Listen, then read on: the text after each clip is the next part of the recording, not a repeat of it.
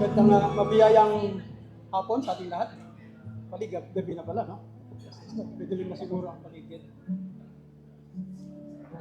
Congratulations, Marion and Lynn.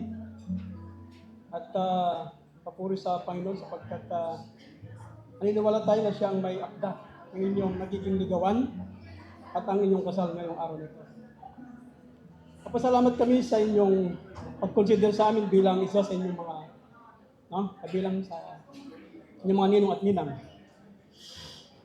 At tunay nga na kami ay nagagalak na maging pangalawang magulang ninyo at makasaksi ng inyong pag-isang dibdib ngayong araw na ito.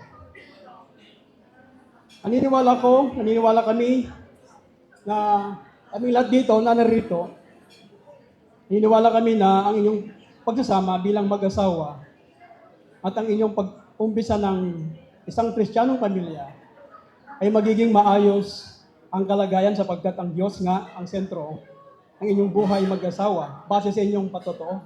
Sabi nga ni Rin kayo, no? Lagi online, nagde-devotion kayo. So kami, naniniwala kami ng ang inyong pagsasama ay magiging maayos. At ngayong pinag-isa na kayo ng Diyos physically, naniniwala kami na lalo ninyong maramdaman ang kagalakan na nagmumula sa kanyang salita sa tuwing kayo ay magkasamang magbasa at mag-aral ng kanyang salita. Isang paalala lamang, Marion and Rin, sa buhay mag-asawa, marami kayong madidiscovering positive at negative na mga ugali, weakness at strength, no? Normal lamang at natural lamang talaga na may mga bagay na hindi ninyo magugustuhan sa isa't isa. Sabi nga ni Riel kanina, no? Sigurado talaga. Meron talagang mga bagay, pangyayari hindi kayo magkasundo. Yan ang katotohanan. Nangyayari yan sapagkat tayo bilang mga tao, nilikha tayo ng Diyos na meron at marami talagang pagkukulang. Ang katotohanan, alam natin, ang nakasad sa Biblia, walang matuwid, wala kahit isa. At kung sakaling ang may mga sandaling hindi kayo magkakaunawaan, nandyan ang inyong mga magulang, kami mga ninang at ninong, nakahandang makinig sa inyo. At lagi ninyong isipin na kaya kayo nagpasyang magpakasal dahilan sa inibig ninyo ang isa't isa. Lagi ninyong isip na sapagkat ang Diyos ang author ng inyong buhay mag-asawa, lalo ninyong pagsikapang magpatawaran sa isa't isa. Ito ang isang bunga ng pag-ibig, paggawad ng kapatawaran sa isa't isa.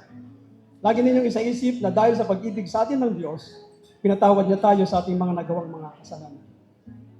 Sabi nga ng linya ng isang kanta, kung may pag-ibig sa bawat puso, no, mawawala ang galit sa mundo. Pero nakalagay doon, no, kanina, pinicture ko nga sabi niya doon, love cover all wrongs. Doon nabasa niyo ba yun? Sabi, pinicture ko nga love cover all wrongs. Ito ang isusi ng lahat ng hindi pagkakaunawan ng isang mag-asawa. Ang pag-ibig na hindi nagbabago katulad ng pag-ibig sa atin ni Kristo. Bilang panghuli, Marion and Rin, dalangin namin na patuloy kayong samahan ng ating Panginoon sa lahat ng inyong mga plano sa buhay bilang mag-asawa at buhay pamilya. Umayaw kayo at magpakarami, hindi lamang biologically, kundi spiritually. God bless you. Ayan. Salamat. It's an honor to witness your I-dos. Congratulations and best wishes. Habang ako'y nakikinig ng yung vows, talagang sumasaludo ako sa inyo yung self-control. Kaya God bless. Ang sekreto namin ng inyong ninong ay transparency. Walang lihiman. Kung nagbibigay ka sa magulang mo, kailangan alam niya. Pwedeng ikaw na mismo ang magbigay doon sa kabila. Ganun din yung, parang vice versa. Yun po yung sikreto namin. At syempre, love and respect. Congratulations sa inyo. Mahal namin kayo. At Ren, salamat talaga kasi mula pagkabata, nakikita na kita hanggang ngayon. Inaano po pa kami na kumbaga, sinasama mo kami sa iyong pagtanda, pagkakaroon ng pamilya. Kaya God bless sa inyong dalawa, Marion. At yun, pag-uunawaan, Give and take. Thank you very much. Thank you so much po sa ating ninong at ninang na ito. Message from the close friend, be ready, Antisa Formanes, the bridesmaid couple's friend.